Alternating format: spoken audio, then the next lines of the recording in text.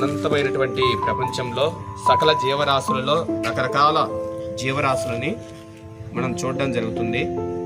ఈరోజు ఈ జీవరాశి ఎందుకో నాకు ప్రత్యేకంగా కనిపించింది చూసేందుకు.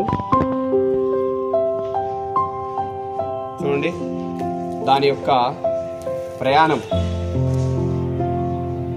ఎలా సాగుతూ ఉందో, ఎచ్చటి వరకు ఈ ప్రయాణం సాగిపోతుందో చూద్దాం.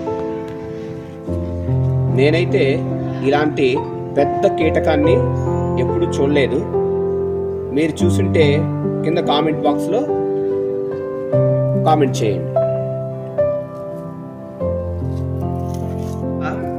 ఈ జీవి యొక్క ప్రయాణము దాని యొక్క ఆహారం కోసం ఉండొచ్చు.